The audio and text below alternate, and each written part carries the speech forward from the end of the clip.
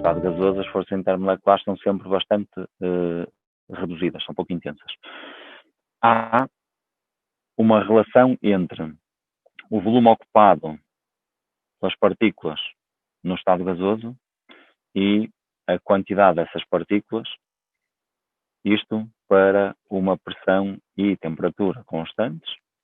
Nós sabemos que a relação entre estas grandezas é de proporção direta, de tal forma que se a um volume 1 corresponde uma quantidade 1, o que eu estou aqui a dizer é que este volume corresponde a esta quantidade, então também terei um volume 2 que corresponde ao volume que é ocupado por uma quantidade 2.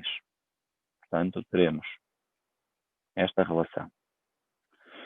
O que nós sabemos é que, neste caso, o volume sobre a quantidade não é nada mais, nada menos do que o declive deste gráfico, e eu vejo que o declive do gráfico é sempre o mesmo.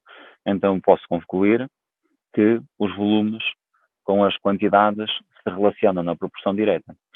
Ora, eu sei também que, quando determino o declive do gráfico, o volume sobre a quantidade, eu sei que o volume sobre a quantidade é o declive do gráfico e que corresponde ao valor do volume molar. O volume molar não é nada mais, nada menos do que o volume que será ocupado por cada mol. Nós sabemos que o volume molar não depende da substância em si, depende das condições de pressão e temperatura, e há umas condições, que são as condições normais de pressão e temperatura.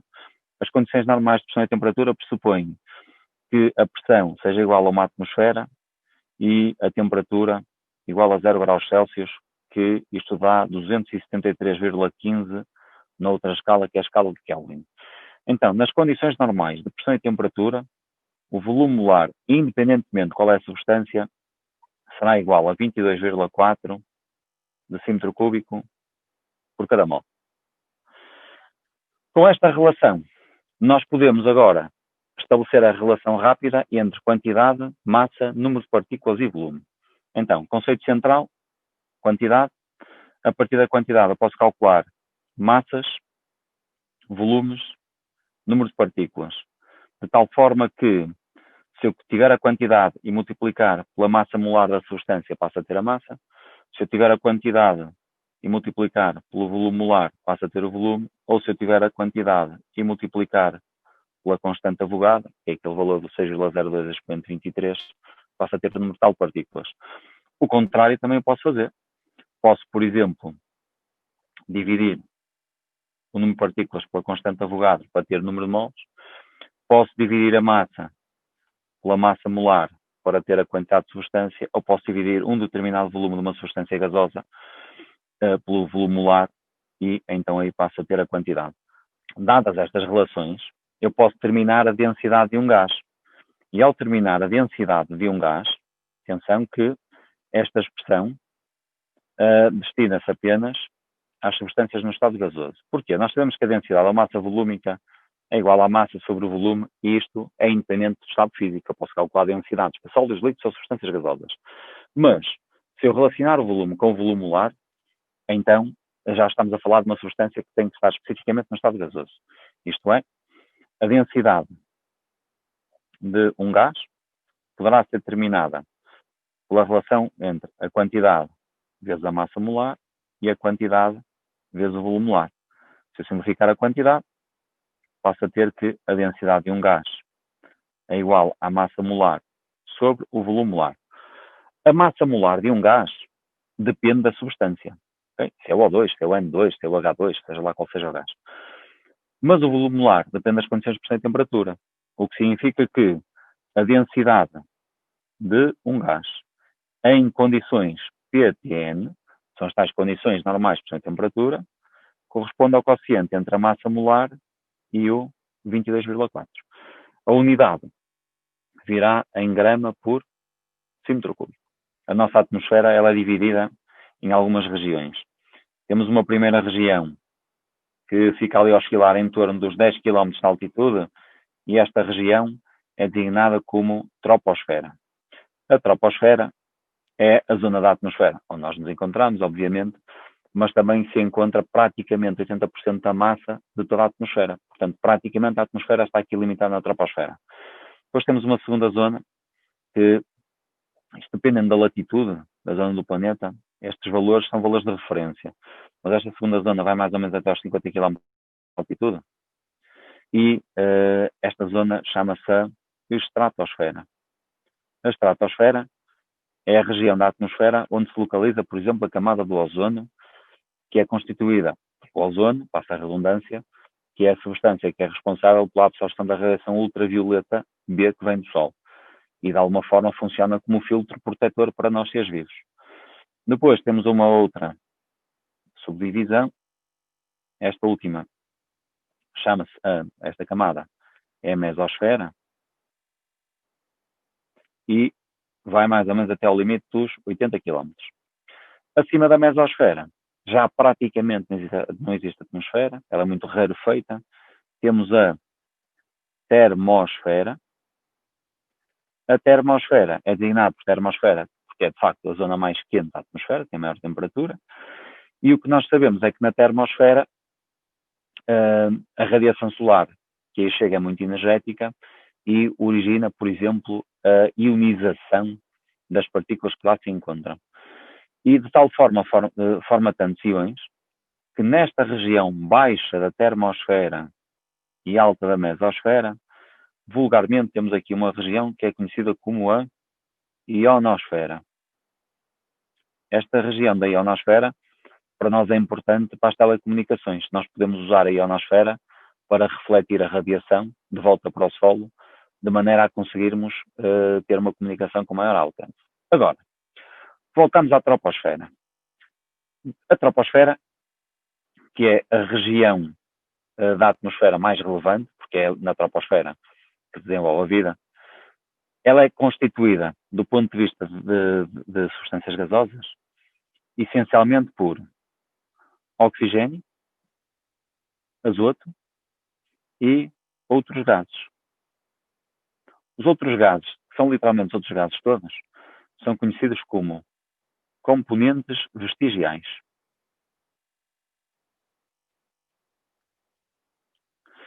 O O2 e o N2. O O2, em termos percentuais, corresponde, na prática, a 21% em volume da nossa atmosfera. O N2, cerca de 78% em volume. O que significa que, se fizermos as contas, ora, 21 com 78 a 99, as outras substâncias que cá estão correspondem a cerca de 1% do volume da nossa atmosfera. O oxigênio e o azoto em conjunto formam os componentes maioritários. Portanto, temos os componentes maioritários e os componentes vestigiais, também conhecidos como componentes minoritários. Os componentes vestigiais, de facto, são aqueles que se poderão tornar poluentes. Porquê? Porque, uma vez que eles se encontram numa quantidade tão reduzida, quando eles são produzidos, ainda que em pequena quantidade, a variação percentual da sua composição é significativa. E então, o que é que eu posso concluir?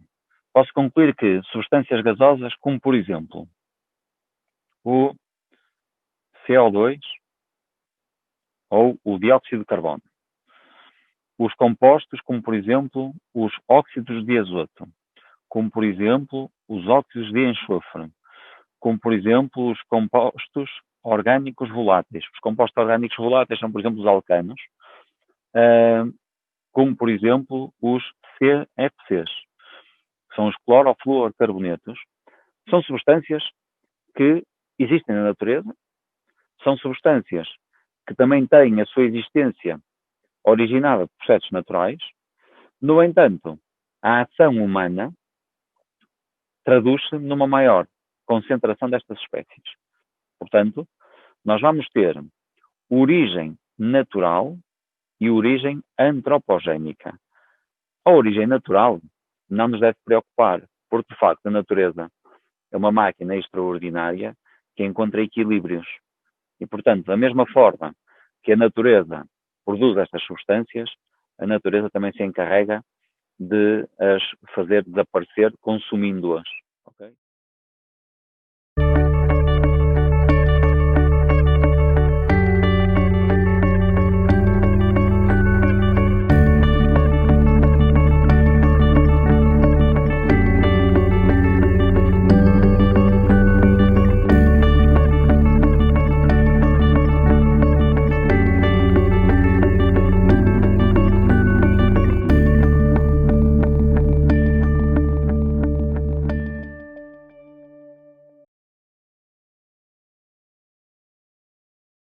Nós, numa dispersão, temos pelo menos dois conjuntos de partículas.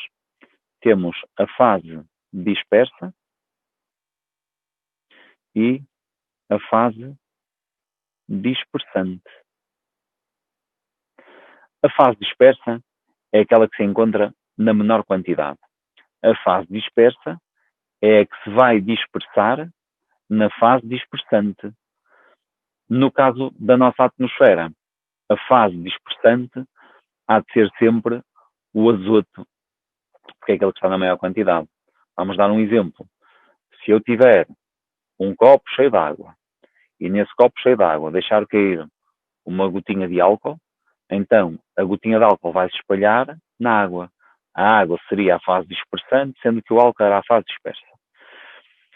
As dispersões podem ser distinguidas consoante a dimensão das partículas, em particular as partículas da fase dispersa. Se eu estabelecer aqui uma relação entre a dimensão das partículas, eu tenho aqui dois valores de referência, que é o micrómetro e o nanómetro. Portanto, o nanómetro é 10 elevado a menos 9 metros e o micrómetro é 10 elevado a menos 6 metros. Portanto, todas as partículas que sejam de dimensões superiores ao micrómetro, eu consigo observá-las à vista desarmada.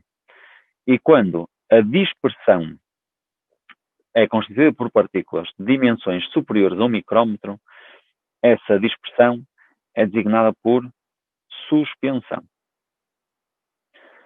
Se a dimensão das partículas está compreendida entre estes dois valores, o micrómetro e o nanómetro, eu tenho então um coloide. Por fim, se as partículas tiverem dimensões inferiores a um nanómetro, eu não as consigo observar ainda com o microscópio. Okay? Enquanto com um coloide, eu, apesar de não observar as partículas à vista desarmada, se eu utilizar o microscópio, eu consigo distingui-las. Então, para dimensões de partículas abaixo do nanómetro, eu tenho uma solução. Portanto, uma solução é um caso particular de uma dispersão, onde as partículas são de tal forma de dimensões reduzidas que eu não consigo observá-las, ainda que utilize um instrumento óptico, como é o caso do microscópio óptico. As suspensões estarão na extremidade oposta. Em função da dimensão das partículas, as dispersões também terão propriedades diferentes. Por exemplo, numa suspensão, podemos dar como exemplo aqueles sumos de fruta, em que nós temos, de vez em quando, bocadinhos ainda que pequeninos de fruta, ou passa publicidade, o leite chocolatado, há um que é o da Ucal, que vem numas garrafas de vidro, e quando nós olhamos para a garrafa, vemos uma coisa esbranquiçada em cima e no fundo, vemos o pó acastanhado todo, que é o chocolate. Para bebermos aquele leite chocolatado, tem que se agitar bem. Pois, como as partículas de uma suspensão têm dimensões razoáveis, elas depositam-se no fundo do recipiente. Num coloide, essa deposição também pode acontecer, mas como as partículas são muito pequenas, demoraria muito. Então, nós, de vez em quando queremos separar as partículas do coloide, temos que centrifugar. Por exemplo, o sangue é um coloide. Se nós retirarmos sangue e só observarmos depois a recolha, de facto aquilo forma ali um líquido com tom avermelhado, sobretudo por causa dos glóbulos vermelhos. Mas se nós centrifugarmos esse sangue, rapidamente ficamos com duas zonas, uma zona com um vermelho muito marcado e um líquido acima que é praticamente transparente, que é o plasma. Okay? Portanto, as partículas do coloide podem ser observadas com o microscópio. Nas soluções, não é possível observar as partículas, nem sequer é possível separá-las por centrifugação. A solução verdadeira é aquela onde as partículas são absolutamente misturadas de forma homogénea. Agora, se eu tiver uma molécula, vamos dar um exemplo da molécula da água. Na molécula da água, eu tenho, para 2 átomos de hidrogênio, eu tenho um átomo de oxigênio. Se eu tiver outra molécula de água, eu para 4 átomos de hidrogênio tenho 2 de oxigênio, ou seja, a proporção mantém-se, 2 para 1.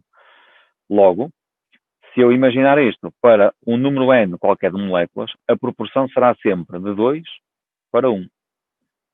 Resumindo, numa substância, a proporção entre os átomos que a constituem é constante, independentemente do número de moléculas. Numa dispersão, não é assim. Eu, numa dispersão, posso acrescentar mais da fase dispersa ou posso acrescentar mais da fase dispersante. Posso ter dispersões com composições variadas. No caso das soluções, a fase dispersa, portanto, aquela que está em menor quantidade, chama-se o soluto. E a fase dispersante é designada por solvente. Para nós estabelecermos uma relação exata, uma relação bem definida entre o soluto e o solvente, há algumas expressões que nós podemos utilizar, e são expressões que têm concretização matemática, obviamente. São elas: a concentração em massa, portanto, a concentração em massa não é nada mais, nada menos que o quociente entre a massa do soluto a dividir pelo volume de toda a solução. Já agora, eu, em termos de representação, utilizo o S minúsculo para o soluto e o S maiúsculo para a solução. E acho que a razão é óbvia. A solução é formada pelo soluto e pelo solvente. Portanto, a solução existe sempre numa maior quantidade. Logo, uso o S maior, o S maiúsculo para a solução. Também existe a concentração molar, que é igual à quantidade de soluto a dividir pelo volume de solução. Se nós repararmos, se eu multiplicar aqui por massa molar e multiplicar aqui por massa molar, de maneira a manter a igualdade, então, a relação que nós iríamos observar é a seguinte. Imaginem, a concentração molar vezes a massa molar do soluto é igual à quantidade de soluto vezes a massa molar do soluto sobre o volume de solução. Ora, o que cá está, a quantidade vezes a massa molar, é a massa. Portanto, eu ficaria aqui com a massa de soluto, aqui com o volume da solução, e aqui tem a concentração molar vezes a massa molar de soluto. Ou seja, este parâmetro aqui, massa sobre volume, é a concentração em massa. Logo, se eu multiplicar a concentração molar pela massa molar de soluto, passo a ter a concentração em massa. Okay? Portanto, temos aqui uma relação numérica entre a concentração molar e a concentração em massa. Portanto, se eu multiplicar a concentração molar pela massa molar, passo a ter a concentração em massa. Há outras formas de nós exprimirmos a proporção entre soluto e solvente, que são as seguintes. A percentagem em volume, a percentagem em massa, as partes por milhão em volume, as partes por milhão em massa, e ainda temos a fração molar e a fração em massa. Ok, mas estas já eram nossas conhecidas. Como é que nós, por exemplo, definimos a percentagem em volume para o soluto? Então, há de ser igual ao volume do soluto sobre o volume de toda a solução vezes 100. E se for a percentagem em massa? Então, a percentagem em massa, se for para o soluto, claro que também pode ser isto para o solvente, não é? Há de ser igual à massa do soluto sobre a massa de toda a solução vezes 100, que é 10 elevado a 2. Portanto, isto na prática é a mesma coisa que afirmar que a massa da solução corresponde a 100% e a massa do soluto corresponde a X%. Depois temos, nas partes por milhão. As partes por milhão é uma expressão que é em tudo semelhante à percentagem. Só que, quando eu utilizo uma percentagem, eu digo o seguinte: tudo que é a solução vale 100, então o soluto, que é uma parte, vale X. É o que eu estou a dizer. Nas partes por milhão, nós temos o seguinte: as partes por milhão, por exemplo, no soluto, corresponde a volume do soluto. Já agora, deixa-me corrigir isto aqui para ficar correto. Isto é partes por milhão em volume. Então vai ser igual ao volume do soluto sobre o volume de toda a solução vezes 1 milhão. As partes por milhão em massa. Isto para o soluto corresponde à massa do soluto sobre a massa de toda a solução vezes 1 milhão. Reparem que nós conseguimos relacionar rapidamente uma com a outra. Na percentagem, eu multiplico por 10 elevado a 2. Nas partes por milhão, multiplico por 10 elevado a 6. Então, eu posso dizer que as partes por milhão, por exemplo, em massa, corresponde à percentagem em massa vezes 10 elevado a 4. Ou as partes por milhão em volume corresponde à percentagem em volume vezes 1 milhão. Vezes 1 milhão não, vezes 10 elevado a 4. Ou seja, temos aqui duas relações entre as partes por milhão em volume e as percentagens, ou a mesma coisa com a massa. Fração molar. Vamos supor que nós temos uma solução em que só existe um soluto e um solvente. Okay? A fração molar do soluto é igual ao número de moles do soluto sobre a quantidade total vezes 100, se nós quiséssemos em percentagem. Como a fração molar vulgarmente é expressa em casas decimais, então o que é que nós fazemos? Omitimos esta parte. Mas se nos aparecer uma fração percentual, vocês já sabem que, imaginem, a fração molar é 30%. Ok, é 0,3, 0,30. Portanto, a fração molar é dada pela relação entre a quantidade da parte e a total. Se eu for, por exemplo, calcular a fração molar do solvente, será igual à quantidade de solvente sobre a quantidade total.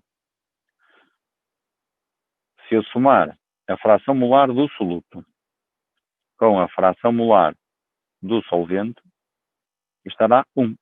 Isto para uma solução formada com um soluto e um solvente. De facto, em qualquer que seja a solução, solvente só pode existir um, porque o solvente é sempre aquele que se apresenta na maior quantidade. Logo, posso ter um solvente, mas posso ter vários solutos. Imaginem esta relação aplicada para uma solução com vários solutos. Portanto, a soma de todas as frações molares dos vários solutos e do solvente é igual a 1. Na fração em massa, a relação é em tudo semelhante. No entanto, em vez de relacionarmos o número de moles, vamos relacionar as massas. A fração em massa para o soluto é igual à massa do soluto sobre a massa da solução. A fração mássica do solvente é igual à massa do solvente sobre a massa da solução, de tal forma que a fração em massa do soluto mais a fração em massa do solvente, isto será tudo igual a 1. ok? E esta será a relação. E eu aproveito nesta fase para vos perguntar se vocês desejam colocar uma questão.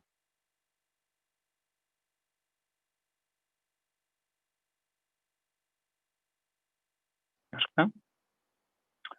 Só vou falar mais uma coisa, antes de terminar, que é o conceito de diluição. Este conceito de diluição, eu suponho que vai ser abordado na aula durante esta semana. Vulgarmente, quando se adquire uma solução comercial, essa solução tem uma concentração muito elevada. E, portanto, para preparar o que eu necessito, eu vou à solução de concentração elevada, retiro uma pequena amostra, coloco num recipiente vazio e acrescento solvente, de maneira a obter a solução pretendida. Ou seja, na prática, o que eu estou a dizer é que eu pego num concentrado de qualquer coisa e vou acrescentar mais solvente e vou diluir esse concentrado. Um exemplo do nosso cotidiano, que essa é uma coisa mais ou menos conhecida, que é o Sunquick. O Sunquick é um sumo de laranja que se compra concentrado. E depois coloca-se um bocado de Sunquick num jarro de vidro. Quando digo um bocado, eu diria o equivalente a 1 ou 2 colheres de sopa. E enche-se o jarro de vidro com água.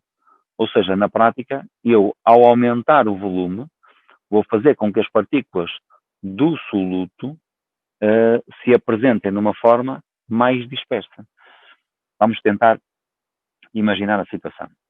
Nós temos um recipiente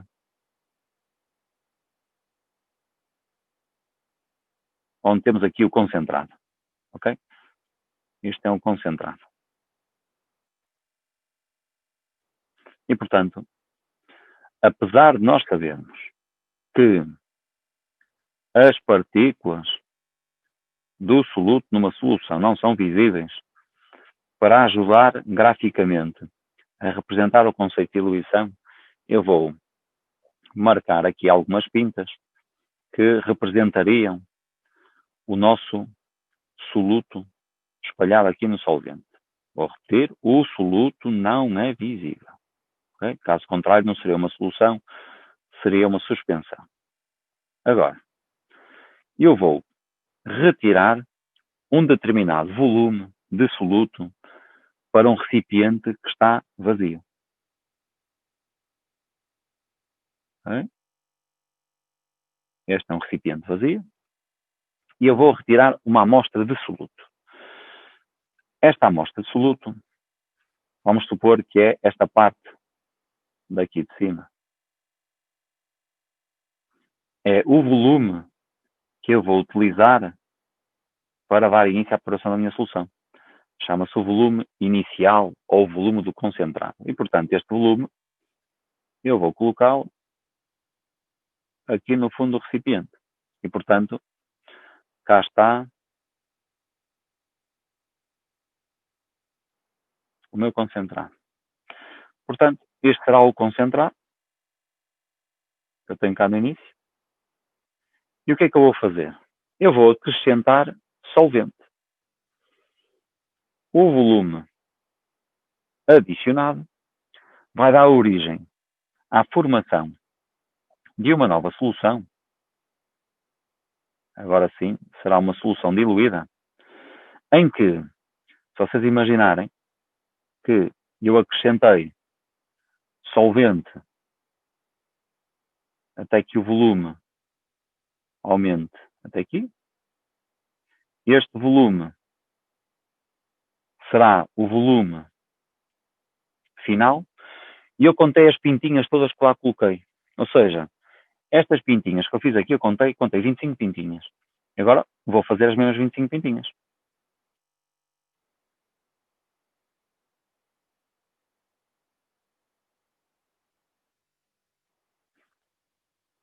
Ou seja, claramente, o que é que eu consigo perceber? Ao fazer a solução diluída,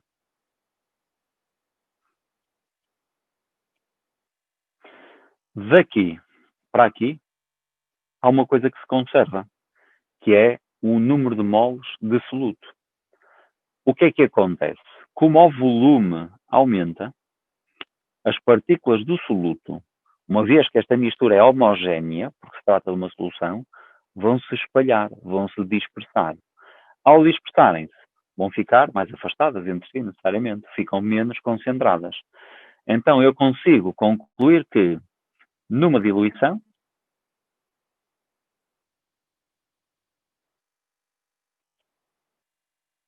eu sei que o número de moles de soluto no início é igual ao número de moles de soluto no fim. Mas, como ao número de moles de soluto, pela relação das concentrações, se uma concentração é igual ao número de moles de soluto sobre o volume de solução, então eu sei que o número de moles de soluto pode ser calculado multiplicando a concentração pelo volume da solução. Então, eu posso concluir que a concentração da solução inicial a multiplicar pelo volume inicial que eu utilizo do concentrado é igual à concentração final da solução vezes o volume final do diluído. E temos aqui uma relação que é muito importante. Ou seja, vamos dar aqui exemplos numéricos. Vamos supor que eu tenho uma solução de concentração 10 e o volume é igual a 1. Se eu duplicar o volume porque acrescentei água, se o volume passar para 2, então a concentração passou para 5. Okay? Quando o volume duplica, a concentração diminui. Na prática, há aqui um conceito que é designado como o fator de diluição. O fator de diluição não é nada mais, nada menos do que um indicativo do número de vezes em que a concentração diminui ou que o volume aumenta. Representa-se pela letra F e o fator de diluição é igual à concentração inicial sobre a concentração final ou o volume do fim sobre o volume do início. Reparem, na prática, o que é que eu faço? Passo este para aqui a dividir, então concentração do início sobre a do fim, ou este para ali dividir, o volume do fim sobre o volume do início. No exemplo que eu dei há pouco, a concentração passou de 10 para 5. Então, se a concentração inicial era 10, a do fim é de 5, o fator de diluição é de 2. Certo? Disse que o volume tinha aumentado de 1 para 2. Então, 2 sobre 1 dá 2. De facto, dizer que o fator de diluição é de 2 significa que o volume duplicou ou que a concentração passou para metade.